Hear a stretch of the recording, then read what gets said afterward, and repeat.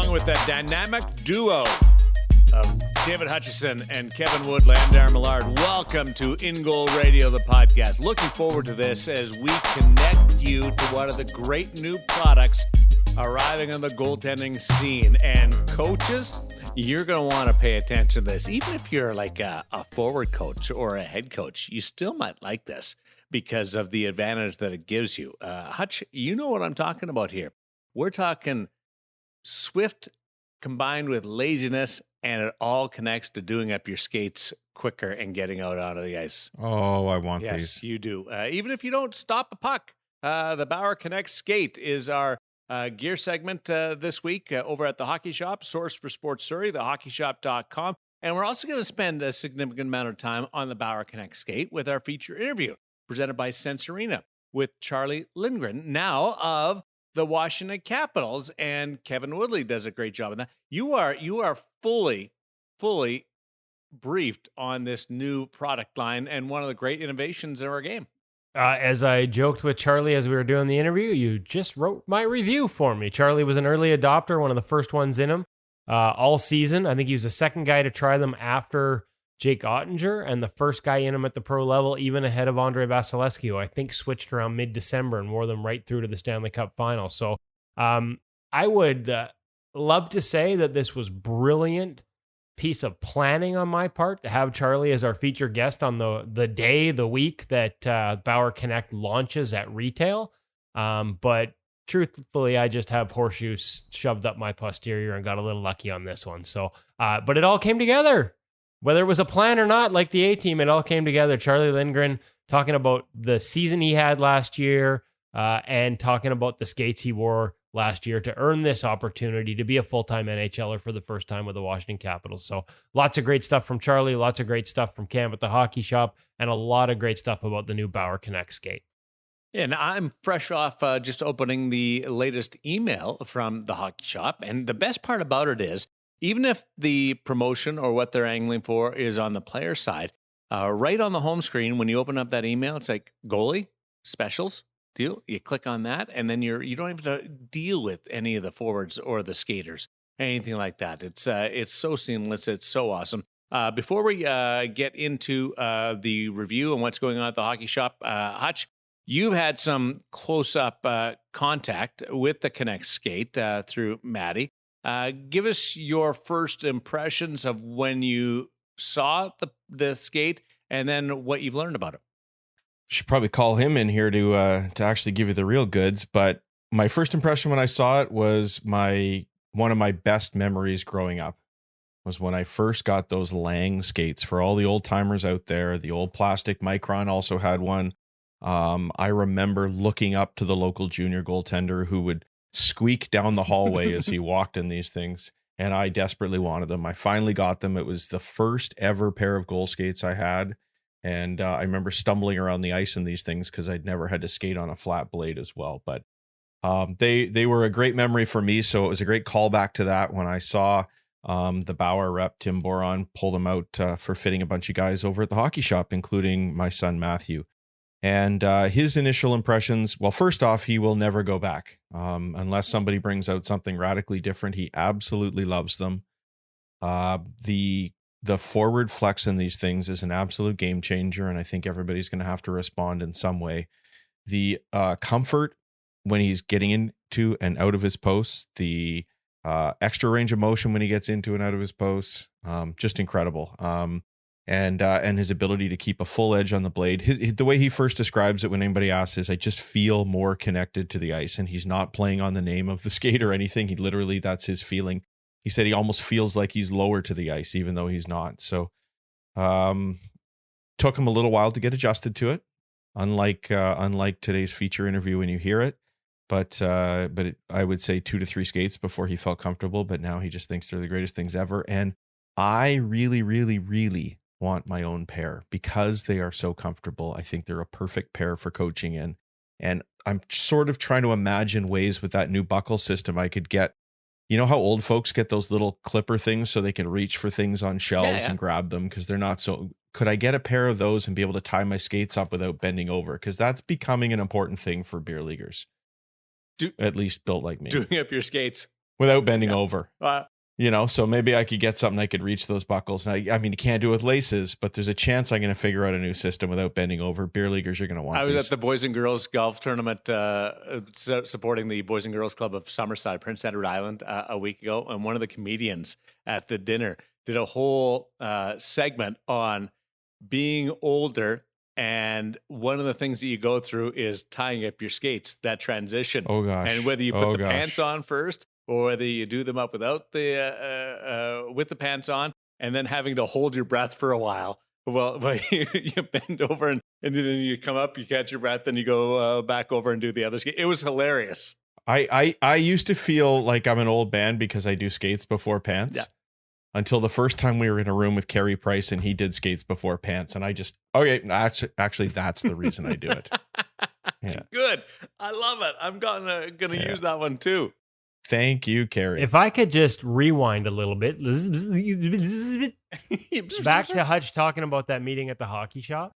I think one of the coolest things to me was that it was at the hockey shop and that we had these pros coming in to get fit for these skates during regular hours, and talking to some of the pros and college and junior guys that were going in there, that as much as they were there for a Bauer custom fitting, a lot of them had also been there in the past and this was their go-to. And so it's a good little call out for our friends at the hockey shop that whether you're a parent who's trying to get outfitted with, we had the Bauer M5 Pro and Intermediate that we're doing reviews on a couple of weeks ago. We had the CCM 2.9 and they also have a 2.5 Junior. So whether you're a parent going in there for your kid or whether you're a pro or a junior or a college goalie, like it doesn't matter. They've got a staff that can help you out. They've got expertise that can help you out. They've got inventory that can help you out. And so it's always cool to me when I see guys who have already risen up the levels. As much as we think of retail as a place that's all about sort of youth and beer league goalies, those guys at the highest level of the game in between, even ones, that start to get into those areas and those times of their career where they don't need to worry about anything because either the pro rep or the team manager will just take care of it with one phone call, but they still sort of have that connection to the hockey shop. So many of them where they go in there and they trust the staff, they trust the inventory, they trust the stock. They know they're going to be able to get outfitted with what they need for their game. So I thought that seeing those two worlds collide a little bit that morning, having pro reps in there and then having Mark Gignac from Bauer in there sort of walking their staff through how the skate works, how to fit it. It was just, again, one more reason why we make the hockey shop Source for Sports the place where we go to get gear, the place where we send parents with kids to get gear, the place where we send other pros who need gear in the off season to get outfitted. It's because of the staff. It's because of the selection. It's because everybody in there is about the game the same way we're about the game. Perfect introduction as we send you to the hockey shop, Source for Sports Surrey, thehockeyshop.com. Cam and Woody have the Connect Skate in their sights.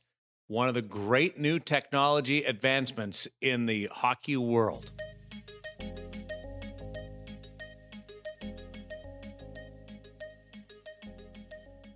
Welcome back to the Hockey Shop Source for Sports, where we've got an exciting new product to show you today. You've seen it on the feet of Andrei Vasilevsky. You've seen it perhaps on the feet of Charlie Lindgren of the St. Louis Blues. A couple of the guys that we know that have been wearing this product in the NHL and American Hockey League for all or most of the season that made it right to championship finals in their respective leagues. In the case of Lindgren, a guy we've gotten feedback from directly here at InGoal magazine.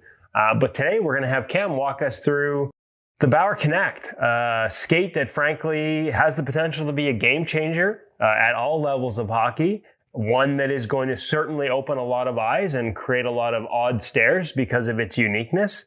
I got to be honest with you, Cam, I'm not even sure where to start with this. So I'm going to turn it over to you. I know we sat in with you on a fitting with the Bauer Pro team here at the hockey shop. We had pros come into town and do their fitting for this new product, get it molded to their foot. Part of what is exciting about this is it's basically a custom skate that you don't have to order and wait for. The plastic shell on this is so heat moldable. I was amazed. Grillamid shell. There we go. Grillamid, which is custom. It comes from the ski boot manufacturing world, an expensive material. We're getting ahead of ourselves here. Okay, so you tell me where to start, because my mind is spinning with possibilities here. Let's start with the actual name itself. Why is it called KONEKT? So the way the skate's designed is to really give you a connection to the ice in almost all periods of time in any of your movements. So big thing here, the hinge flex. We can talk about everything else we're going to see, but the big performance benefit is the hinge flex to the skate itself. So as you're crouching forward in your stance, you're leaning forward, that boot is actually flexing forward on you, and that's allowing you to crouch, but keep contact of the blade on the ice. So as I'm really forward, as I'm about to kick off, any reverse VH picking up, I'm allowed to get that lean, but I'm getting more contact of the blade. I'm getting a more solid push as I go. You're more connected to your push. See? Thus, KONEKT. All right. So we cover that hinge flex, the buckles. Why are there buckles on my skate?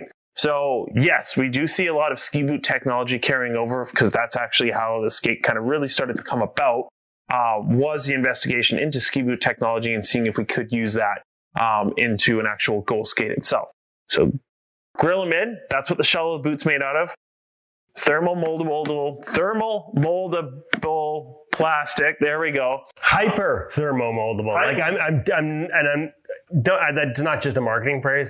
I literally could not believe when they put this in the skate oven and took it out, just how easily and how much you could manipulate this Grillamid shell around a unique foot.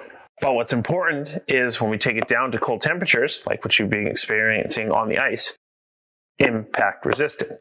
So it's not like we're downgrading in terms of for overall protection and sturdiness to the boot itself. So no, we're not worried about it cracking off of a shot, anything like that. It is double thick in the actual toe itself, which is called out, as you can see the difference in terms of the pattern on the skate. However, overall, this is how we're now starting to build the fitment story of this skate as well. So the buckles, obviously what's keeping us in the skate itself. Let's talk about the liner. So completely independent from the boot itself, our actual booty liner, we'll call it for now. This actually molds. It's actually an Ultralon liner, just to get it correct. This is why we brought Kevin around today. It's not just a pretty face. Yeah. These actually move in with the skate itself when we are molding it. So the entire boot heats up, and that's actually part of what's helping to get that kind of almost custom fit for the skate itself. So when we're fitting these skates, they only go up in full sizes. There is no half sizing to it, but this will encompass most with this fitment process. So because this boat is super moldable, it's getting stretched out a little bit as we go put it on. Once we attach this, this is going on to your foot, and then we're sliding that actually into the boot itself.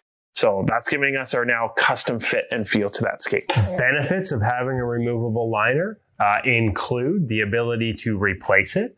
They include the ability to order extras. I can't remember which pro goalie it was, but there is one that, much like we see in the NHL, goalies will have a first, second, and third period glove, so it's fresh and dry. You have the ability, I believe there is one that at least has 2 sets, maybe even 3 sets. So each period, he's got a dry liner to put inside his skate. And of course, it's custom moldable. Everything is custom fit. So that feel, and more importantly, that connection to the ice is maintained as he swaps in and out of a wet liner at the end of a period and into a dry liner to begin the new one. And of course, that process is super easy because you're not worried about how tight you pull a skate lace. Real nice for moms and dads that are, not having to pulling the old skate lace to get them tight. You just like putting on pads with Velcro, a couple of buckles and you're in. And the beauty is, if you know what level that buckle goes to, and there's adjustability within this buckle here in terms of how long this part goes, you just reconnect it to the same one each time, whether it's the first one or second or third, and you're going to get the same fit, the same feel. Correct. So that's what's giving us that ability. Now, if you want to have that fresh pair of skates, you want to be cacking in to have that fresh pair of skates every single period. That would be the way to go. For most of us, though, and let's preface this a little bit more, no, this isn't absorbing a whole ton of water and making your foot swim by the end of the third period. That's something I've tested out. I've had these skates on the ice myself. I'm still feeling fresh by that third period. However, if you are playing at that higher level, that is an option that you can go and do to give you that fresh feeling cut skate every single time. Okay, 22 degrees is how much forward pitch you can get through that. And it's interesting because that's what we want, as you talked about, we want the ability to get flexed forward. And so we've seen traditional skates get stiffer and stiffer. I feel like goalies, in order to get that forward flex, you see them not doing the top laces, all kinds of different ways to sort of achieve it. Mm-hmm. This just sort of has it built into the skate with the hinge system. Kind of reminds me a little bit of the old mechanical arms in the Warrior. Whereas people, as unique as it looked, like right out of the box, they were built to flex. This has that flex built into the skate automatically with that forward pitch. Fitment.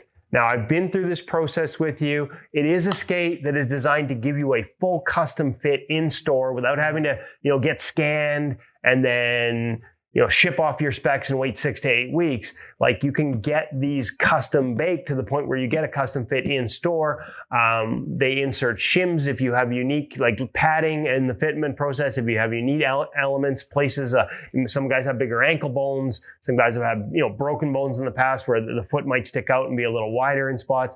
Like, it's a pretty, I don't say complicated, it's not the right word, but it's a pretty detailed fit process to dial it in. So my question becomes, if you're ordering online, are you sacrificing some of that? Are you better to come in store and see you in person so you can go through that fitment and have you run into in the early going? I mean, are there certain types of feet that may struggle a little bit more?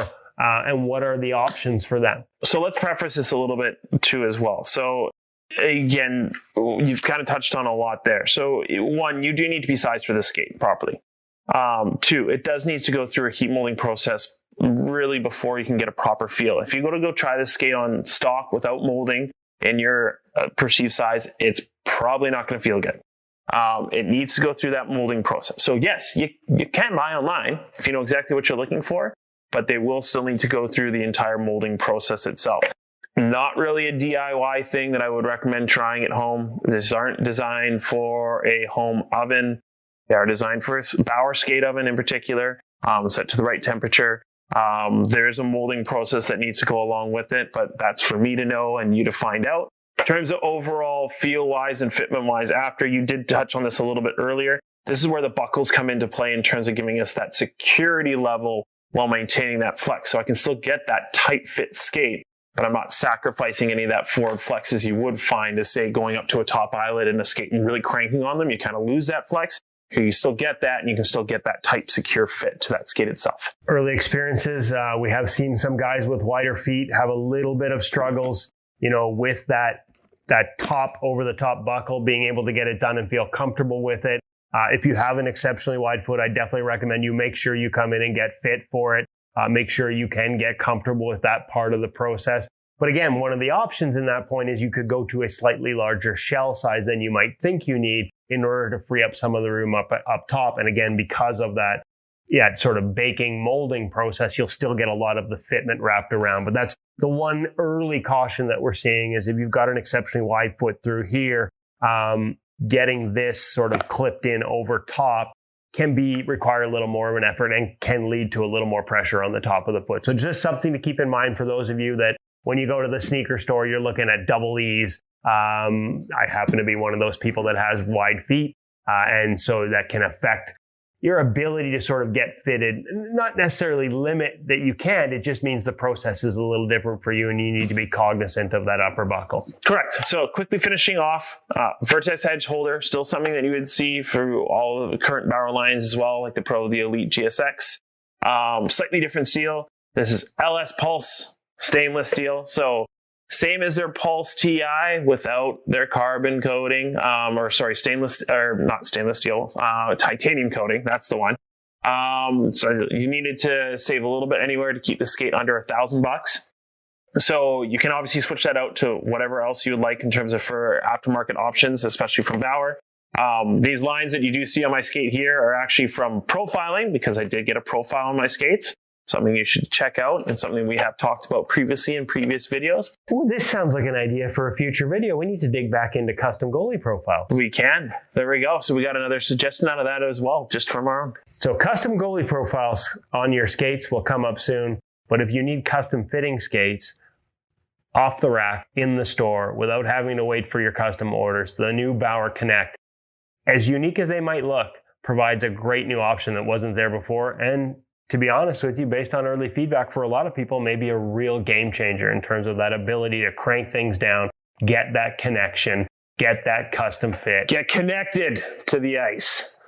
Well said. I think we'll just leave it at that. Questions, Cam, if they want to get a hold of you, because there are going to be a lot of questions about this one.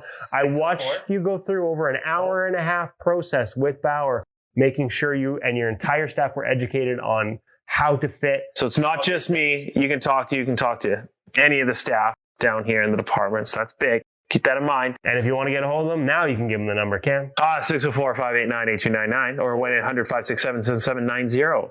In the words of Cam, get connected. Connect with him at either number or online at thehockeyshop.com. Connect with us by hitting the like and subscribe button.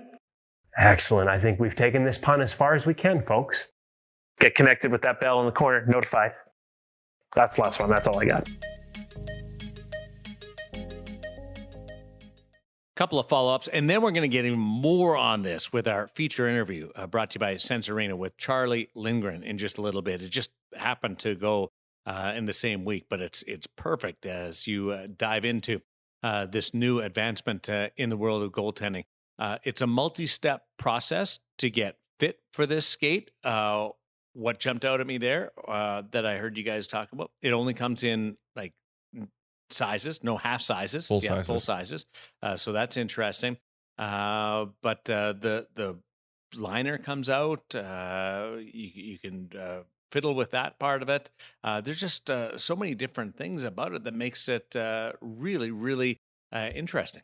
Well, what's interesting is like you have the ability to get a fully customized, like the moldability on this thing is off the charts. Like kind of like freakishly so, the material they were using on this. When they showed us, it's kind of one of those things. They're like, you're not going to believe how much this will mold. I'm like, yeah, whatever. And then they stretch it out and you're like, oh my God, it's like putty. Well, a good example of that, Woody, is that Matty could not get his foot into the skate that they were trying to put him in. Like it would not physically go over his foot until they baked it. And then it fit like a glove. So that's how much they give. So the beauty is you can get a custom fit in store. The downside is you really do need to be in store to get that sorted out and to get that baking process done. It's not something where I think you're ordering it online and shoving it in the oven. I would suggest not doing that. So there's kind of, but the beauty is you can get that custom fit through that process in the store without having to sort of go through the custom fitting and then order it and wait, 4 weeks or 6 weeks or 8 weeks, depending on the manufacturer, to get your boot. So that's the neat part. I will say one of the things about the full size, we talked about it a little bit with Cam, and we've heard it including from a pro that we know that tried it. If you've got a wider foot, a really high arch, that top buckle, like if you're pushing the outer limits of width in terms of the shell, can become a little uncomfortable. We've had some guys sort of balk at the switch just because of that. The one answer is, though, you can just go to a longer shell, create a little more room in front of your toe, which can help with another problem, a small thing that Charlie noticed that he's going to mention in terms of pucks off the toe, by increasing that space, but also sort of the shell becomes bigger and that might solve some of the problems. So I guess what I'm saying here is it's a custom fit, but if you've got a really wide or unique foot, it's really important that you have the right people fitting you. And again, watching Tim and Mark go over and go through that fitting process with our friends at the Hockey Shop Source for Sports and the entire goal team was really interesting and really educational. You understand just how much they now understand how to go through this process. If you've got places, ankle bones that stick out more, or, I broke my right foot in 4 places as a kid skateboarding, and so it's got an awkward sort of jut on one side. When they do the fitting, you can put pads and shims as the skate. You put it on around the outside of the shell, and then you slip it in there. And as that heated shell starts to compress back to the size, that shim will create extra room if you've got that, like I said, different parts of your foot that stick out oddly. So yeah, it's a really exciting product. It's different. It's unique. It looks different. You'll hear Charlie talk about some of the looks he got early, but kind of reminds me of Bauer Odin, right? Like revolution out of the box, a lot of positives, and then we'll see there'll be an evolution as they move this forward with maybe some adjustments on fit, on options moving forward. Do you guys think, and I want you to answer this honestly, and I'll go with Hutch first, that this is the start of what will become the norm in skates? Does it stop at goalie skates, or does it spill over to skaters with this buckle design? I would struggle to imagine that the buckle design will become a norm for players. Like what's going to happen if a puck goes right off that thing?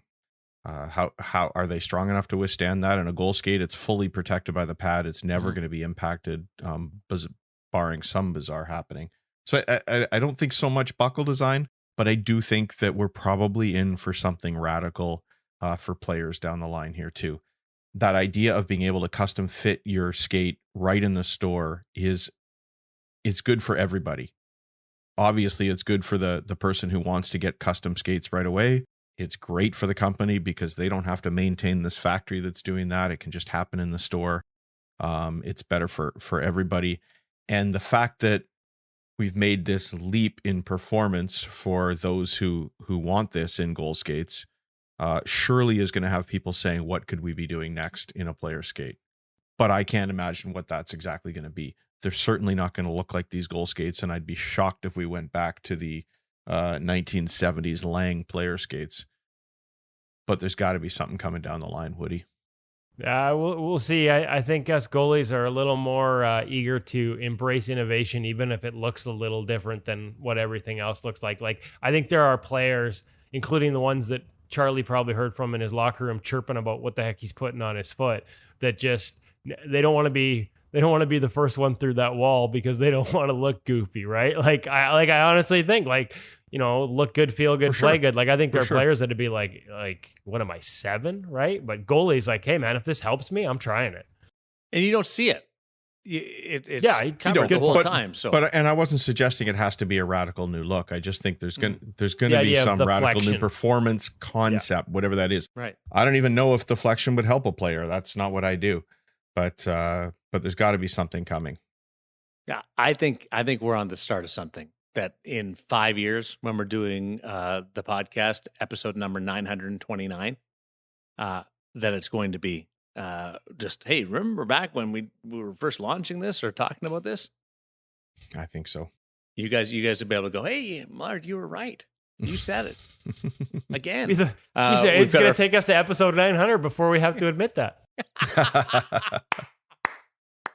Well done, touche. The feature interview brought to you by Sensorino VR, Charlie Lindgren. And we'll get into this in just a little bit, a return visit to the InGoal Radio podcast. Let's talk about Sensorino and what's going on there. Hutch? Well, I wasn't here last week because I was on a little bit of a trip, and I'd like to give a shout out to a couple of people that I saw along the way, if that's okay, Darren. Stopped off to see Chris Wu, who was our podcast guest many weeks ago, talking about sports vision training for goaltenders, still promising to contribute some content over at ingoalmag.com for everybody. And he took us through some really cool exercises, both in terms of improving your visual system as a goaltender. And that's not just how you see things, but your ability to react to them and eliminating delay in that system, but also a really cool look at balancing your ability to collect visual information as you're moving around on the ice doing something physical. And some of the demonstrations, and I won't get into them right here, hopefully we can in a future article, really give you a very tangible look at how the harder you push physically, the more you think about the technique, the less visual information you're able to process. The more you focus on processing that visual information, the more it slows you down, takes away from your physical performance. I don't think we ever think about that balance when we're on the ice, other than get your head over, get your eyes on the puck, now get there fast. So hopefully we have something coming there fairly soon, and shout out and thank you to Chris for all his work with us. And then we spent some time up at the Eli Wilson goaltending camp, as we do every summer. And the reason I bring that up is we saw Charlie Lindgren's partner this year, Joel Hofer, up at the camp, spent a week with him. Fantastic guy. Kevin gets into it in the interview. And as the camp was winding down, Joel came up to me on the ice and he said, hey, can you put me in touch with the Sense Arena guys? Because one of the things that Eli does at his camp is part of the dry land has Sense Arena set aside. So every goaltender at the camp can spend some time using it each day, make it part of their routine, because Eli believes it's a very useful tool as well. And there you have a pro goaltender, very promising and bright future ahead of him. Got to give it a try for the first time, and he was sold. And another pro goaltender who was at the camp, Dylan Ferguson, just had tried it for the first time, and he said, wow, those pro shooters on here are really hard. This isn't something that we're just throwing out there saying this is a chance for everybody to try something difficult, even for pros. This is the real deal. So Sense Arena, speaking of innovations in skates, Sense Arena is an innovation and a game changer in off-ice goalie training. Whether you're a pro, whether you're one of the many beer leaguers who've given it a try because of InGoal, or whether you're a young goaltender looking to get more time in the net, even when you can't get on the ice, strongly suggest you give Sense Arena virtual reality goaltending a try. And if you do, you can use that magic code IGM50 to get a little bit more off whatever the latest, greatest deal is over at sensearena.com. What a couple of testimonials there for Sense Arena and Sense Arena VR. And those shooters are good when you've got it at the highest setting. Well, you would know you face good shooters. Woody and I don't. So you're a good testimonial as well, Darren. Yeah, the best part is I feel the pucks the same as I do on Sense Arena using the headset as I do when I'm physically out in the ice, because you don't have to actually touch them. And I don't touch them on the ice either. Perfect. I can't use my chirp now. Woody, Charlie with you this week. This is pretty cool, and the transition that he's gone through in the last couple of weeks. Yeah, and it's, last couple of weeks, but also the last year, right? A big move for him, a big contract for him, 3 years, one-way contract with the Washington Capitals, essentially locking him in as their backup goaltender behind Darcy Kemper. I'm excited for him to get out there with Scott Murray. Also, just what he went through over the past year. That last year in Montreal, and a year where we saw so many goalies play, he didn't get a shot. They didn't call him up. They didn't give him an opportunity. We've talked about this a lot. It's not, and you'll hear it in the interview. This isn't a negative about his experience in Montreal in any way, but sometimes you go to a different organization, you get a different voice, a different coach, and something that you hadn't thought about or that you weren't doing at the other place clicks in a way that makes sense and simplifies the game for you. And in Charlie's case, and we've talked about this a lot in the last couple of years, stance, narrower, taller, a little more shuffles off the rush rather than locked in low and wide and sort of drifting back with rushes. And that may seem like just one small thing, but as you'll hear him talk about in the interview, especially when it comes to the stance and the concepts of how he moves around the crease, it changed everything for him. It changed a lot. We saw it with Spencer Martin here in Vancouver.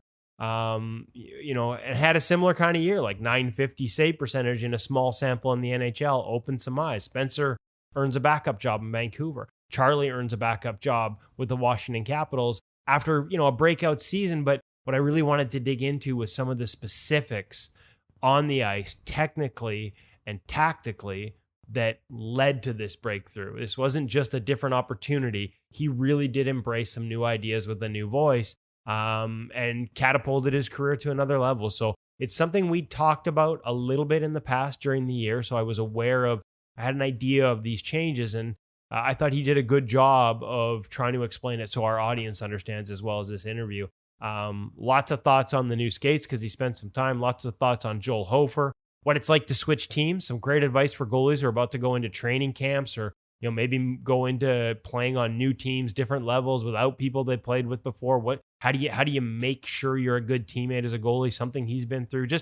And then the technical changes that he went through. So a lot of great advice here from Charlie Lindgren in this interview, and I thought he explained it all in terms that should resonate with a lot of our listeners. And he was 5-0 at the National Hockey League level last year and turns it into that great contract with the Washington Capitals. Charlie Lindgren with Kevin Woodley, the feature interview brought to you by Sense Arena VR on InGoal Radio, the podcast.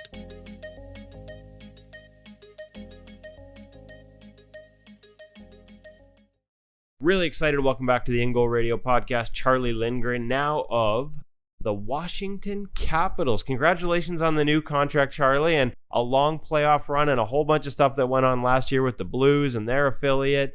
But first off, just congrats on all those things I want to catch up on. But congrats on the contract. How excited are you to head off to Washington this year? I'm extremely excited. Thanks a lot. And I really I couldn't be more excited about the opportunity and the situation there. And yeah, it was a heck of a year. Definitely, went, in my opinion, about as smooth as it could go, and was very happy with it. So now just enjoying summer a little bit and getting all geared up for next year. Not much of a summer because you guys go all the way to the Calder Cup finals with Springfield.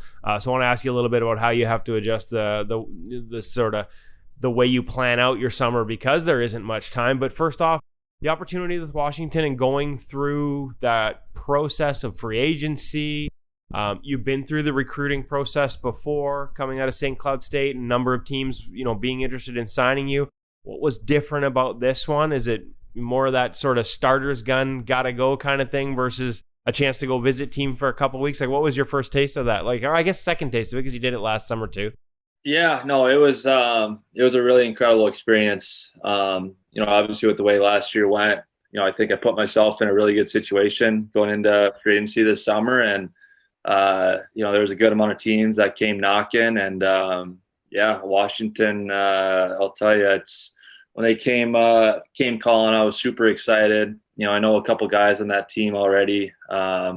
Obviously spent some time in DC a couple times throughout my professional career already. And they obviously got a great team there. So yeah, there's a lot to be excited about there. This year was probably more like what it was like coming out of college for me, where there was, a lot of teams that were interested and, comparing it to what it was like the previous summer where, I hadn't played much with Montreal and I was in kind of a weird spot where, there's really only a couple teams. So, having a great year last year, obviously that put myself in an awesome situation, and, I couldn't be more thrilled about it. What's that? Can you walk? Like, what's that process like? Like, is it just you and your agent? Are you talking to the team? Like, we deal in the world of goalie coaches, and so we have relationships. Like Scotty Murray is one of our favorites. Yeah. But we'd be naive to think that it's like you're talking to the goalie coach and having a feel for it. Is it more just like, hey, this is what management? They talk to your agent, where we see you fitting in. Like, how does that process play out? How do you get comfortable with committing to a place for 3 years when I'm guessing you don't get to have those broader conversations till after you pull the trigger? Yeah, there's a lot that goes into it. And obviously it's, it goes pretty quick too. So, I mean, you got to kind of stay on top of everything. You got to kind of know, what teams are looking for, what their depth chart is, what your opportunity is going to be like, how interested they are in you, all that sort of thing. I mean, and you kind of break it down with your agents, and you kind of figure out where you maybe want to go, what cities kind of stick out to you. Obviously, you want to play on a really good hockey team, which I think the Capitals will be, just because they have been and they got great pieces there. So yeah, I think the biggest thing for me was just I wanted to go to a place where I had a great opportunity. I was going to be surrounded by great people. I've heard nothing but awesome things about Scott Murray. Heard great things about Darcy Kemper. And it just seemed like it was the perfect fit. And again, I'm telling you, it's my excitement levels through the roof. It's I feel very blessed. So one last one in terms of all the great things you heard. We all know obviously about Alex Ovechkin.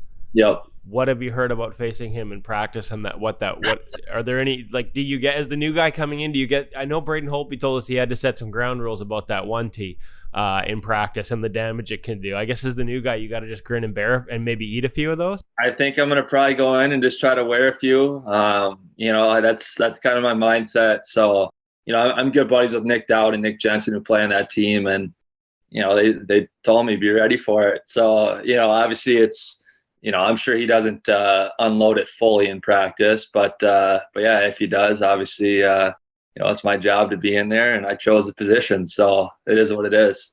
Are you aware of the curve aspect? Are you aware that he can throw, yep. He's got a breaking ball out there? You've heard of this? Yep, I've heard about it. So, and it's funny too. I think I played him in preseason in must have been like 2018. And we were playing up in, I think that was actually the game we were playing in Bathurst, New Brunswick, I think, or I think that's where Bathurst is. But yeah, I was playing against Ovi, and they had the power play, and obviously it was my first time playing them, so my focus was completely on I have to know where he is. I felt like I did everything right. I got over there and I ended up going through the wickets, and I was I still couldn't believe it went in, but obviously he knows how to put the puck in the net, and so it'll be a treat to play with him and be around him and have him on the same team. Well, you're gonna have to share stories with us down the road about what, like, just how much that curve. Because we've heard different things. We've heard it from Braden. We've heard it from Scott. I couldn't believe it the first time I heard it. I thought they were blowing smoke when they told me it actually curves. But then when you talk to guys like Ryan Miller that used to see it all the time in Buffalo, he's like, no, it actually moves. That little hook on the end of the stick. So somehow he defies. Or there's some type of law of physics that I don't understand, man. But that's reason why he's got so many goals. So that's probably part of it.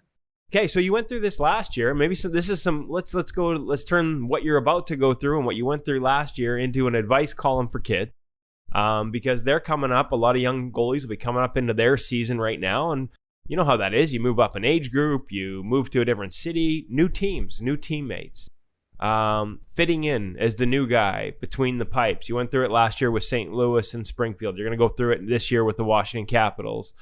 You've been through it years before with Montreal. Like, what's the key? What's the secret to sort of getting off on the right foot and finding your comfort level when everything else around you has changed? Well, I think number one, just being a good teammate. I think making sure your teammates have your back and knowing that you as well have their back.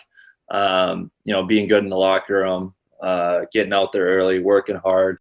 I mean, those are all things that I think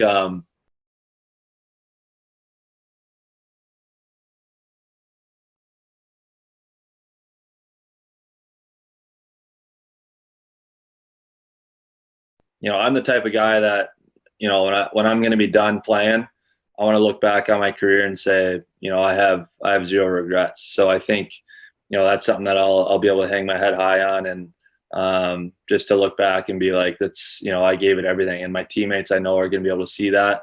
I'll always have the respect of my teammates just because of the kind of work ethic I have, and just, I think, my compete level. But yeah, I think that's the main thing. That's how you fit in, is just is trying to do everything you can to be a great teammate. Simple as that. Can you give me a couple of examples of how it might manifest itself? I mean, because we think of getting out early and doing your work as a goalie, but also maybe staying out late. And, we hate the word target here, but sometimes we are targets, right? Like sometimes we're not out there just for us, right? We're out there for teammates.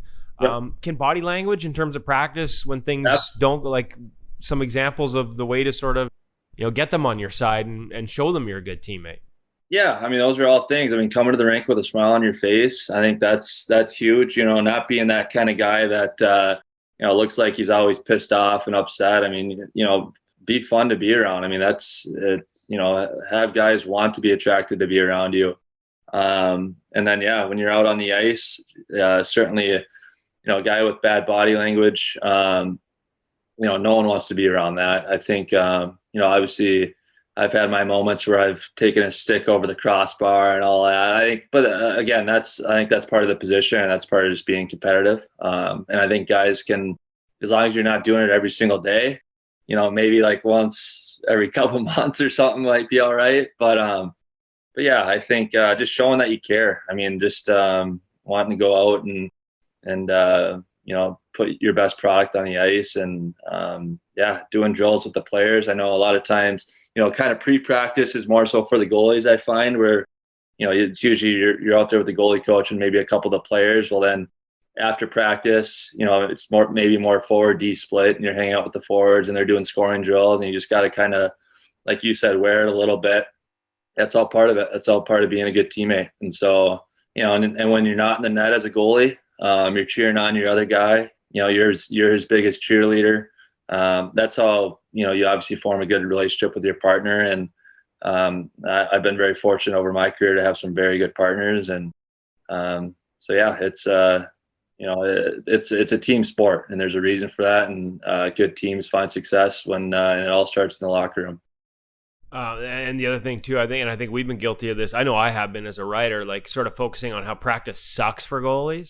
But the reality is sometimes that's just the way it is, right? And you have to find ways to sort of get through it and understand that, like I said, it's not as much as it should always be about us. It ain't always about us. It's not always about us. We got to realize that. And, it's funny, like especially the first couple drills of practice, like the 1-on-0s where they're supposed to be warming you up. That's never really the case. I think, and, those drills sometimes feel like they last forever. And, then I'll, even a couple times this year, I talked to Dan Stewart. I'm like, why are we going so long on some of these drills? Because it ends up just being a bunch of grade A shots and it's early on in practice. But again, it's all part of it. And obviously the players, they gain something from it too. And, you just obviously got to take note of that and just accept it. So. All right. So I want to get to the evolution part of it. You mentioned his name, Dan Stewart, another guy we're big fans of. If a couple other organizations had listened a little closer to us, they would have had him. They would have had him under contract and working for them a few years earlier. But good on Dave Alexander for recognizing a great talent. How did your game change this year working with both Dave Alexander in St. Louis and Dan Stewart? With Springfield, watching sort of your opportunity and what you did in the NHL, also in the AHL. Obviously, I get to watch the NHL games a little closer. And I mean, hey, .958 save percentage. How about that? But there were things in your game that looked like they changed to me in terms of the way you were moving around the crease, managing rushes. And I'm just curious, like after all those years in Montreal, you get a change of scenery, some new voices. What clicked? What clicked for you? What was different that made more sense or made different sense that worked for you there that maybe you, again, it's not a negative on Montreal, but it's just sometimes different voices, different ideas. Yeah. And Davey and Stewie were unbelievable the whole year. I mean, they helped me a bunch. I got to camp and the first thing we kind of focused on was kind of the rush plays and just kind of the way that I felt like when a play was coming from the red line, I was just going to try to go out and be an athlete. It didn't matter what foot I was stopping on. I was just going to kind of go out there and just kind of to play natural, play with instincts essentially. But with Stewie and Davey, there was more of a process to it, which I think really helped out my game. I think I was maybe telling you a few months ago, I was more so stopping on my inside foot once they got over the red line and then gaining that backwards momentum and just little shuffles. And just having that as like my staple, I think just helped so much. It just it made the game easier to read. My feet positioning was felt like, when I was moving side to side, it made it a lot smoother.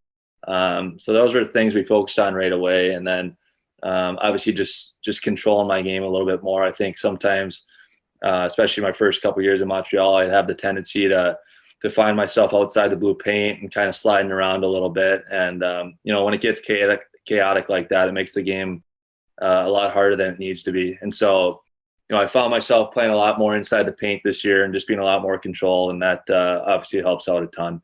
Okay, I want to pick away at pull on a couple of those threads there, just because, like you said, you and I had this conversation about a month ago, just casually. Yeah. So there might be some things there that, I know exactly what you're talking about, but our listeners hear it and they're like, okay, what does he mean by, just being an athlete? So, correct me if I'm wrong, but you used to get into sort of more of a save stance a little earlier and play with a little more backwards, like a little more drift as opposed to. So more backwards flow as opposed to shorter shuffles. Is that, it's probably Correct. an overgeneralization. That's about right. Yep, exactly. And so, and now with me stopping on that, if the play's coming on the right, here's my feet. I'm stopping on this foot. I'm gaining that backwards momentum. And I feel like I'm staying more square to that play that's coming down angle, which I find was helping a lot. Where before I felt like maybe I was stopping more on the outside foot and I'd be flat and it'd just kind of be, I'd be maybe cheating the game a little bit. So drifting straight back and flattening out, as a lot of goalies do, as you drift back to the goal line in a straight line, you lose angle. Now sounds like now you're rotating now with I'm that staying play. I'm shuffling, I'm staying with the play, I'm staying more square. You could certainly count on probably one hand the amount of times I got beat, on a rush play just because my angles I felt like were so much better this year. And that was huge. I mean, that's something that they focused on right off the bat with me, and they must have picked it up for my time in Montreal, and that's just a credit to them for being really good coaches. But that certainly made a big difference on my game. And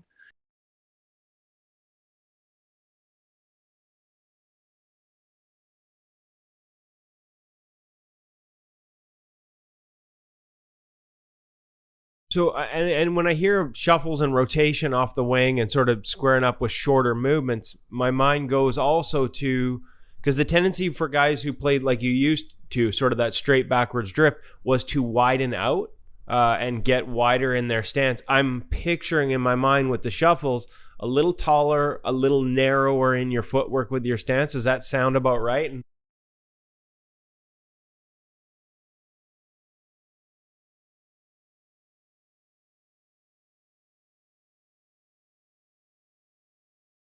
And yeah, it's not like it wasn't Montreal's fault or anything. It was just it was a part of my game that I felt like was just a little off. And certainly I gained a lot of confidence in that position this year, and helped a lot. A taller, narrower stance. We've seen that trend around the league quite a bit. The game's so fast laterally. If you get widened out in your stance, it's you don't have extension, right? You can't push. When you talk about playing within your crease and beating plays, like, does that feel it too? Does it make it easier to stay ahead of east-west plays from that position? And what was the adjustment like? Because I think a lot of guys feel like tall and narrow, it feels like you're a long way from the ice. Did you have to take a while to get comfortable with trusting, hey, I can still get down there. I still got that. Yeah, I mean, I think it's, it maybe took a little bit of time, but probably not as much time as you would think. I mean, it was really something that I think just the way they were coaching it and the way they were teaching it, it really ended up coming second nature to me. And I think that was, something that was, obviously very fortunate. But yeah, I think, and when that play, say it's a 2-on-1, they're coming down, and, you see a lot of goalies do kind of that wiggle and get over. That takes up time, and that's the game's too fast. I think now it's you're reading the play, and it's the quiet pivot, and it's one move. I mean, it's, you can't, the game's too quick to have the wiggle. And that's another thing that we kind of focused on, because I was definitely having that wiggle before, and it's still not perfect. It's still a daily process. But just, little things like that. I mean, they make a big difference in your game. And it's funny that, I'm 28 years old now, and I'm still learning a lot, and I still have a lot to learn too. That's why we love the position, man. It's constantly evolving, right? And like you said, and like I said, like this is not a anti-Montreal. This is not a slagging Montreal thing. Like that change towards tall and narrow, and sort of, I remember Pecorine describing it, because he made this adjustment in his career in the middle of like a career that, like had Vezina finalist, and he made the adjustment. He described it, that tall narrow, as feeling like he's looking almost like standing up driving a car, like a steering wheel in front of him. Everything sort of, he's able to get that rotation and turn into it, and everything feels like it's coming at you a little more. And then you talked about sliding more in your movements. Like, I think when you get that feel out of that stance, you don't feel like you need to push as far or slide. It's more shifts than sliding. Would that be another accurate? Smaller movements rather than big pushes? Absolutely. There's no doubt. And I think, when you're more narrow, being able to load that outside leg to move over, it's so much easier. You're gaining so much more power with that. So yeah, that's just another little thing where, your stance, I mean, it has, your stance plays an important part in the position. Kind of fuels everything. Exactly. And I was a guy too that, I certainly, I was playing definitely a lot more wide and a lot more low, and now I find myself playing a little bit more high and a lot more narrow, and feel a lot more comfortable doing that. I think it suits my game a lot better. It's funny though, because that trend, that's right down to the way skates were being built, right? Like, I remember us at InGoal talking about attack angle, and it still applies for recoveries. Like, that's a good thing, but guys getting, dug in on those, from extreme angles in a wide butterfly. And we considered that, I think in some ways, I think a lot of people look at that and they think it's athletic, like you're spring loaded when you're into that stance. Yeah. And yet there's also a lot of tension there that probably disappears when you narrow things up. For sure. Yeah, easier on the body too. I mean, that's no doubt about that. So again, plays it's a crucial part, and yeah, I think the narrow, you're starting to see a lot more narrow butterflies, and guys are starting to become so much more efficient in their movements and the way they play their game, and that's just the coaching's getting a lot better. I think goalies are definitely doing a good job of picking apart other goalies and what they do, and I was having a conversation with Dave Rogalski last week, and I was asking him, I'm like, obviously the game has changed, the goaltending position's changed so much in the last 10, 20 years. Like, what's it going to look like in another 10, 20 years? Because I feel like we've come so far, and it's the human body. Like, there's only so much that we can do and change in our hips and the groins and all that. There's a lot that goes into it, but is the game going to be a lot different in 10 to 20 years the way we play it? I'm sure it is, but it's going to be interesting to see what it looks like. And some of it might be equipment changes too, that can obviously change things. But if the game were to stay the way it is now, how different is it going to be? That's a question that I like to ponder and think about, because certainly it's evolved a lot. It's crazy how much it's changed. And like you said, like, it's changed so much in the last 10, 20 years, but like even in the last 5, right? Like, yeah. I mean, 5 years ago, you could get away with, like what you talked about. Like, there's nothing wrong with the way you were playing before. Because 5 years ago, guys were winning cups locked in low and wide. Because the game wasn't, I mean, in 5 years, all of a sudden, everything is east-west and dynamic. And if you can't move, you can't play. And that wasn't necessarily the case even 5 years ago. It's crazy. No, it is. It is. Now, evolution, speaking of evolution and equipment, I wasn't going to go here yet. I was going to save this for the end, but tell me about the skates, because we went back and forth on this a little bit, because I'm in the midst of, I'm trying to finish a review on Bauer KONEKT. Man, about as outside of the box as you could go, I guess. Like that, much like the pads when Henrik first wore them, a lot of people looked at them and street hockey pads was the first response. And yet here we are all these years later, and you're in them. The rebounds, the sliding, like they push the envelope. They're doing it again with KONEKT skates. Walk me through what you liked about them, and what was it right out of the box, or did you take some getting used to? No, it was pretty right out of the box. And it's funny, Tim Boron, I don't know if you know him at all. We met him recently. Yeah, so he's a Minnesota Bauer. And so I want to say he's the one that came up with the idea, or is kind of the mastermind behind it. But we talked about getting into some new skates would have been last summer. And so went to the rink, and he brought these KONEKT skates to the rink. I'm like, what in the world are these freaking ski boots? Like, but anyways, I was willing to try it out, and I got on the ice, and honestly, right from the moment I stepped on, I started moving around, and that forward flexion, I think, is just awesome. And the way it's always the same tightness every time. I really enjoyed it. I think it suits my game. I think when you're down in the butterfly, that you don't have to like move your leg as much. I think that it's with the forward flexion, you can certainly dig in easier, and you don't have to drive as hard, just because that boot and the way it moves.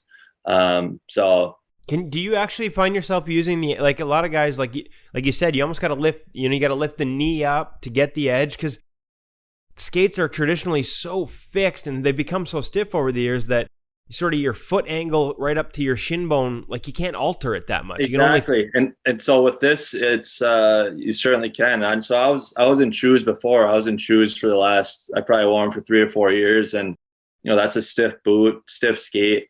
And so, like you said, it was almost like my knee to my ankle. Like there was no flexibility there with this. Can you it's like load with the ankle? Do you feel like you're loading it? Oh yeah. So I mean, that's the thing. Like it just feels like it's saving me time when I'm, especially when I'm down and I'm moving in my butterfly. It's just I don't have to reach up as much with my leg. It's just I can dig in so much easier and get a really solid push, just because that forward flexion. One of the things that a couple of our early testers, and you were at all year, so you're way ahead. You have a longer experience, so I got to ask. And you're basically writing my review for me here, by the way. I have to send you a check for that one. But feel like more blade on the ice with those pushes too? When you say it's a good solid push, I wondered, like sometimes guys push off the toe. Yeah. They have heel pushers, but just the fact that because there's that flexion, do you feel like you're getting more blade into the ice on that push? I feel like I'm getting more blade, and I'm getting more power off that front. I feel like the front half of my blade, which is where I want it. So in my balance feels great in them. I think they're a very comfortable skate. The one thing I told Tim, the one thing I don't like about them is I'm getting got a lot of stingers off the toes this year. So that's the one thing, in practice where someone would throw an ice burner and hit off the toe of my skate. And, so I don't know if I'd have to maybe go up a size or what, but that's really, I can deal with that just because I love the skate so much. I think it's certainly changing the game. I know there's a lot of other goalies that looks like they're starting to get into it now. And so, yeah, I think a lot of guys will definitely like it. Did you find the forward flex took some getting used to? Like, was there any toe pick moments early on? Because like I'd heard they actually had to put some shims in for guys to sort of reduce the forward flex, not long term, but to help them sort of make the adjustment because it is so unique. No, I think it was for me, like I said, I mean, from the first skate, it just worked for me. And it was, I still feel even more athletic, but still, like I said, I'm in control. It still has it's still tight and connected. It just has that sort of mechanical forward flexibility. Yep, exactly. It doesn't, my foot doesn't feel like it's slipping out of the boot. Right? I mean, I'm still locked in, but I feel like I'm on my toes. I'm in an athletic position, and I'm able to move really well. So, it is funny, like especially early on, guys are like, I'm throwing these boots on, and guys are like, "Are you freaking serious with that? Like, what are you doing putting those things on?" I'm like, honestly, I love them. Like it's been great. And I think, I'm sure we'll start seeing a lot more coaches probably, just cause it takes about 5 seconds to throw them on and it's easy, but, and that's fun too. Like I haven't tied skate blades since August 2022. I wasn't planning on doing this much on one. That's, I mean, we saw what Velcro did, right? I remember when people, the eyebrows raised when we brought our first set of Brian Sub-Zero with Velcro straps. And then, the old beer league were dressed in like 30 seconds. The guy's like, what? Whoa. Hey, this, and now guys will admit that that's a part of what they like about it, right? So first one through the wall always gets the strange looks. First one over the wall always gets bloodied, but there's an advantage. I wasn't going to spend this much time on it, but I got to ask, because you mentioned it, the forward flex and sort of that connection between your old skates, how sort of the ankle was almost locked, so it was like that foot to shin angle was fixed. Yeah. Do you notice, especially when you're going into posts, and this is anecdotal, so this is tough. Like it's not like we've got medical research here, but I'm curious, are you feeling a little less wear and tear or a little less stress through the ankles? Because it's all connected, right? Ankle to the knee to the hip is all no doubt part of that chain. Do you feel a difference there? Yeah. Oh yeah. There's this year, usually throughout the last couple of years previously, it's my ankles I felt like would get tight, and that would translate up. It's all a chain, and then my hips would get tight. Or this year it was like I said earlier. I mean, it was about from a body.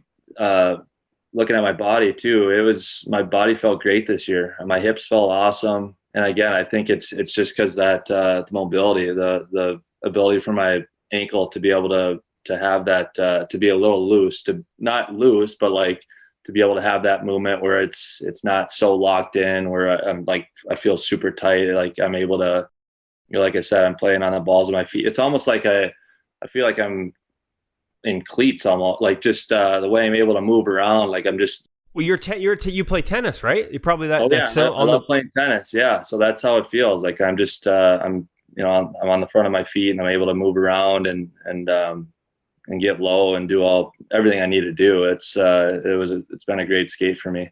Okay, so new equipment, new team means new gear. Like, are you gonna like? You've always had like you've got the good fashion going. You've carried over the look from Vaughn over to the Bauers, but still the blocker, which I am curious about why you can't get out of that blocker. We going same look? Are we going to see like the continuation in Washington, or are you going to mix things up using because you got access to anything now, right, with the print?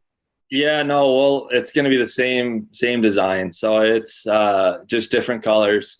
It's funny. And I have a great relationship with Vaughn. I think Adam Burkholz, amazing guy. He's helped me a lot throughout my career, and then yeah, Bauer. It's they've been great too. I think, like I said, I have a great relationship with Tim, and so yeah, my design's going to be extremely similar, just different colors. I've been wearing icebergs now since I was probably 15 or 16 years old. Besides the 1 year I was in CCM, so it's kind of been my staple look, and I've loved the way it looked. And I got the mask too. My mask design always has the icebergs on it, so it's just it's icebergs through and through for me. I love it. It's a true gear fashion king stuff. And it, like, icebergs are something we saw, but like I always used to think of Cam Ward, right? Like during his career, when I saw them, it's like that was Cam Ward. Like there's I don't want to like put too much pressure on here, but it becomes iconic to you, right? Like it becomes a part of, we identify Charlie Lindgren when we see that gear. Well, that means a lot. I appreciate that. But yeah, Cam Ward is actually, he was kind of my guy growing up too, and that's, he was the reason why I wanted to start wearing icebergs, was Cam Ward. And then I don't know if I'd mentioned it before. It's funny, my first NHL game was actually against Cam Ward, which is pretty cool, and everything kind of came full circle there. But certainly, yeah, gear. You could. It's funny how goalies are. I mean, you can tell what every single guy is wearing in the league, and there's so many cool designs now, and companies, they treat us so awesome. So we're all very lucky. So you moved to the Metro Division this year. That means you're going to get to see Rogie a lot more often. Yeah. Who's buying dinner on those nights? Hopefully Rogie. We'll see. I don't know. I'll have to twist his arm. He's been in the NHL longer, right? So he should be footing the bill. He's the veteran. He should pick that one up. But you also get to play against your brother and the New York Rangers. We saw a lot of attention when they got to the conference final. I was trying to figure out, because they're talking about you watching games, and I'm like, isn't he still in the playoffs too? But I know the AHL can have long gaps. Yeah. How exciting is that you're going to be in the same division as your brother and get to play against the Rangers and him a whole bunch more? Yeah, it's amazing. I can't wait. There's one time when he came to Montreal. I was backing up against the Rangers, and we, took a picture, and it was just my dad and wife were in the stand. Just a really cool moment there. I think, obviously we've worked extremely hard to get to where we're at, but yeah, to be able to play against him now, same division, it's going to be awesome. It's going to be, obviously the Rangers have a great team. But those, me and my brother are extremely competitive. I mean, we go, everything we do, it's insane how competitive we are. So it's going to make for some very fun conversations, and certainly there's a lot of pride on the table there, and it'll be really fun. Okay, I want to talk really quickly about the playoff run too. What'd you learn? Like, anything different? Anything changed? Like, just how to manage your body, how to manage. I know, like, you guys were sharing starts with Joel, but like going through that experience, there's got to be some things that you take away from that. I mean, NHL season is a grind, and then to add all those months, even how you're managing the off season. What lessons have you learned? What things are you still trying to figure out after such a long playoff run? Yeah, I mean, the way the playoffs schedule is set up this year, it was pretty insane, because we got into it. We had a bye, so we had like 7 to 10 days off, and then we beat Wilkes-Barre 3 games in a row, and then we had like another 10 days off, and so we had long breaks in between the series. But yeah, it's I hadn't played in the playoffs since my first year pro with St. John's. We lost in 4 games. So, this year we knew, our team was really good this year, and we knew we had the type of team that can make a deep run. And, Hof, he was, I can't say enough good things about how great of a teammate he is. And I think he's got an extremely bright future himself. We pretty much rotated all year, so we were just kind of piggybacking off each other, which I think was great for our team. But it kept us both, fresh, and we just, I think our team liked playing for both of us. And yeah, we played 3 games against Wilkes, had 10 days off. Then we played Charlotte. I got called up to the NHL at that point, so. I packed up my whole apartment, and, I didn't know if I was going to be back. You never know. So that's crazy. sent back down, and then playing Laval too. I mean, that just was for me, that was the cherry on top. Being able to beat them in a game 7 at home, being able to shut them out. That one was, I'm not going to lie, that was pretty special. But I mean, playoff hockey, you can't, you just can't beat it. It's just, there's so much emotion in those games. And we're playing till late June, which is insane. But yeah, we played against a really good Chicago team, and they just were maybe a little bit too much, but it was a hell of a year. Two things from that I want to ask you about. One, all those gaps in games that allowed you, and the good news is they allowed you to go check out the Rangers and see your brother in the playoffs. But how do you that's not easy as a goalie, right? Like to have that much time off at such a crucial time in the year with all that pressure. How do you go into the next start and feel like I am on top of my game when you haven't played a game in like you said, 10 or more days?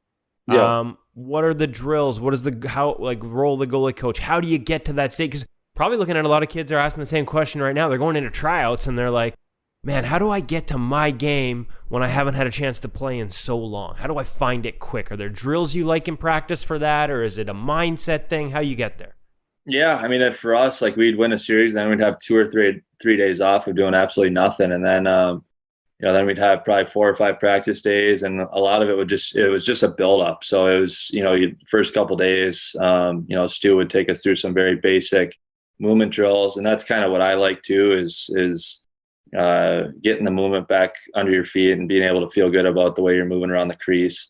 And then obviously the drills get more complex as the week goes on. Then you get into more game-like situations. And so it's a progression.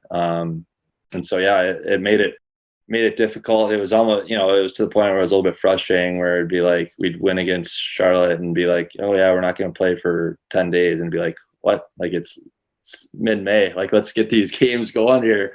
But that's just the way it is. Obviously it's harder it's obviously hard to schedule games, but yeah, I like the progression of just starting off simple and then, get more complex as the week goes on until you feel, until that game comes along, you're feeling really good about yourself. You scrimmages too? Like, is it like at the end of the day, you can do goalie drills as much as you want, but it's really hard to replicate finding a puck amongst 10 bodies moving randomly at high speed around the ice. Do you need, maybe need is the wrong word, but can scrimmages help sort of bridge that gap between all the work you do to movements and things to feel good, and then that game type? As much as you can't imitate it, is it the closest thing we got? Yeah, probably. And that's, at that point in the year, we would do scrimmages before the games, just again, because there was such long breaks in between the series. And, guys were still going really hard. It's not like it was summer hockey scrimmage. I mean, guys were scrimmaging hard. There was a purpose to it. So that certainly helps. And then, when we weren't playing, like me or Hof, we'd skate in the morning, and it was usually, those small games, which, it's you're getting out there and you're still competing, you're being competitive with the players. I think those games help a lot too, just to keep your mind fresh and to make sure that compete level stays high. So it's all part of it. I mean, you gotta push yourself. I think we played 6 games in like a month and a half, and that's just the way it was set up. That's so hard. That's like the hard. Like I don't know how many times I've written stories, and I'm like, that's one of the hardest things to do as a goalie. Yeah, it is. So you just got to stay fresh, and you got to, at this point in my career, I kind of know what I need to do to make sure I'm feeling good and I'm feeling ready. And and like I said, every game in the playoffs, obviously, it's crucial. It matters. It matters a lot. So you got to make sure you're ready to rock. So my business partner and fellow InGoal radio podcast host, David Hutchison, was just at a camp with his son in Edmonton with Joel. And he sent me some video of Hoff handling the puck. And it's crazy. Eh? So I'm guessing how long did it take you watching him shoot and handle the puck as a teammate in practice at the start of the year to know that maybe the goal we saw in the playoffs was maybe not just a possibility, but eventually coming for that kid? Yeah, he can chuck it. I don't think I haven't seen a guy handle a puck like him, I think, in my whole career. I mean, he's, it's impressive. And he, even in practice, like we'll get done with a drill and then he's going to shoot a puck. He saw us in a jumbotron high over to me. And that was every day in practice. I mean, it was something he truly worked on. Like he wanted to score a goal. That was something that he was, that was a goal of his, was to put a puck in the net.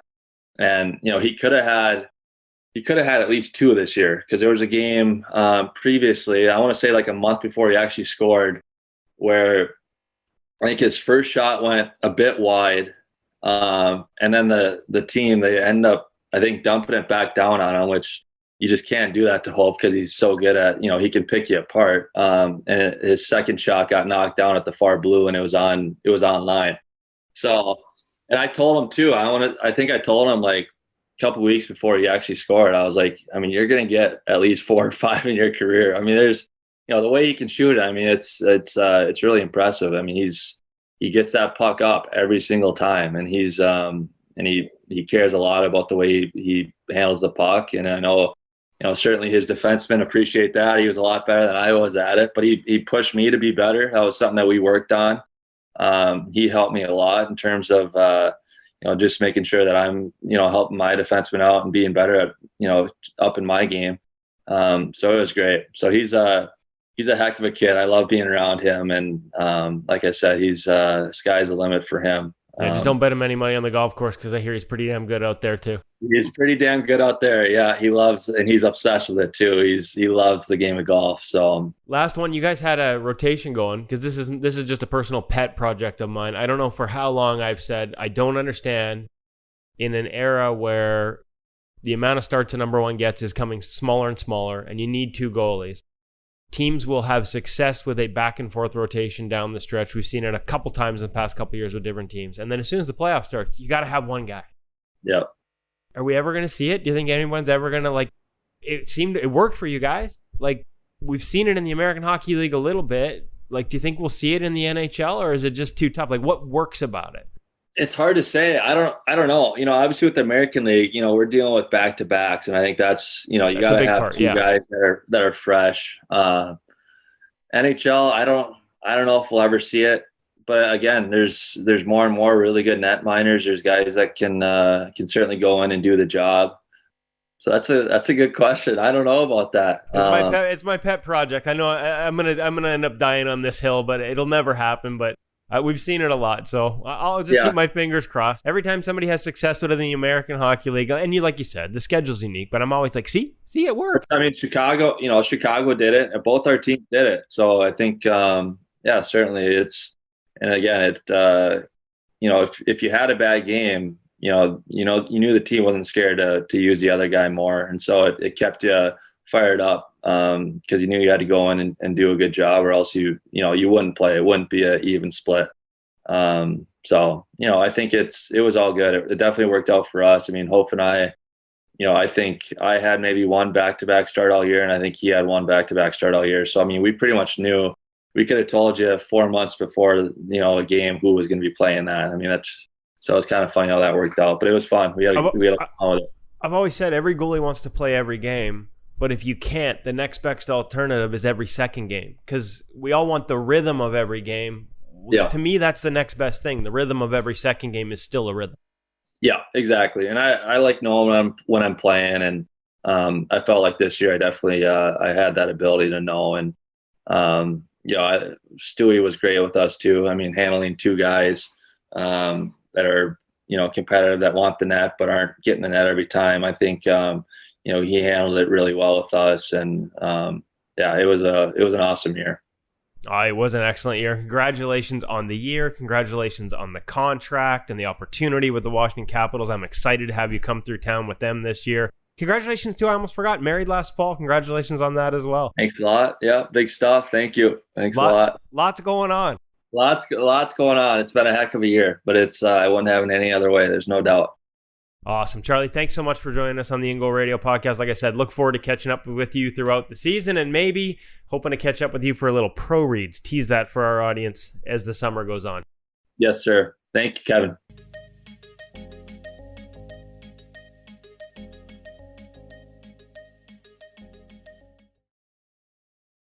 Well, I know we talked about the skates and Charlie a lot with KONEKT, but there is a whole bunch in there with his approach to the position and the transition. I loved the lack of the waggle, like ditching that part, Woody. That was simple, makes so much sense, but I get why he was doing it the other way, and now I understand why he's changed his approach.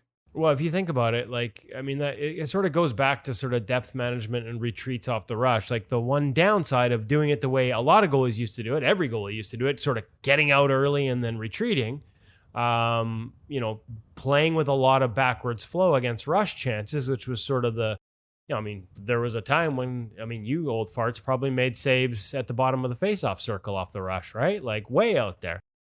But to retreat, you have to do what? Skating backwards. You have to shift your weight from one to the other, right? Like you have to go from one skate to the other, the waggle Charlie talks about. And man, it's going to suck if I happen to be waggling with my left skate when I need to use my right skate to push to my left, right? My weight's on the wrong. Like it's small little things that just can simplify the game. And in Charlie's case, you heard him talk about that stance and that setup. Not just did it change how much he was playing rush chances with flow, but it sort of fueled a new stance, a new setup that kind of just triggered a whole bunch of changes in his game, like way less sliding, beating plays on his skates, shifting into shots rather than sliding into shots, just that mentality of tall and narrow. And once you get comfortable with the fact that I can still get to the ice, I don't need to be locked into that low, wide, sort of spring-loaded stance that a lot of us think is quote-unquote athletic, but at times can create a lot of tension and limit our ability to move if we get into it too early and there's a lateral pass because we're so loaded and so dug into the ice. So much there. And I wonder between the skates and that change of position, whether it extends the health of the body. Like he talked about his body being in great state right now, but there's got to be added benefits to it, Hutch. I think there has to be. I know we've talked about in the past here how those extra stiff skates can, maybe that's part of the cause of things like high ankle sprains, hip issues. We've certainly heard from a number of pros when they've gone to a stiffer skate that it has created problems on the body. So really interesting to hear now from Charlie that he believes that it's going to be easier on his body, that he's got some evidence that it was an easier year for him in that respect. Certainly hearing similar things too in terms of that comfort on the post because you've got that extra flexion so that you don't have the same pressure put on the ankles and hips. So I think that that's going to be a great benefit for everybody. InGoal, what do we got going on? Because so much gearing towards the start of the season. There's busy, and then there's you guys right now. We're certainly having a lot of fun, right? This trip up to Calgary and Edmonton was fantastic to connect with all kinds of people. Woody and I will be heading to Kelowna in just over a week as well, where we're going to spend some time with the gang up at Net 360 as we always do. And it allows us to just build new relationships and extend ones that we've had in the past. And that brings great content for everybody because all these guys are just great people and they really, really want to help the whole goaltending community. But there's lots of great stuff over at InGoal, Darren, since you asked. The third in our series of nutrition articles from former pro goaltender Jamie Phillips. Just talking about when nutrition matters, and he means at what age and how differently we should treat things depending on age, and some advice for parents. Good stuff in there. We got a couple of pro reads. We've got a Joseph Wool pro read. Beautiful stuff on screens. We'd actually had a great discussion up at Eli's camp with all the guys about how you deal with screens. So I sent this pro read along to him for him to share with the gang up at the camp. So hope that happened last night. And then also, not really a pro read, but it came out of a pro read. A little tip from Jake Allen on a desperation situation where you can use your post and your stick together to help yourself out a little bit. So lots of good stuff up at ingoalmag.com. Do suggest people go check it out. There's got to be something like 700 or more articles there. If you become a new InGoal member, just remember you get everything we've ever published and then everything that's going to come for the next year. So check it out, folks. Would love to have you join us. Literally hundreds and hundreds of drills, tips, pro reads featuring some of the best in the game, including in the past couple of weeks for Toronto Maple Leafs fans, new Toronto Maple Leafs goalie coach Curtis Sanford with a couple different tips on post entries and exits, reverse tracking on plays behind the net, some technical instruction and tips that you're just not going to find anywhere else, but you can find it now at ingoalmag.com. Annual subscribers, like Hutch said, they get access to the whole archive. Literally, I think at this point, a couple of years in, if you're a new subscriber, you could probably kill 2 months on the site and not run out of new tips and new ideas to add to your game.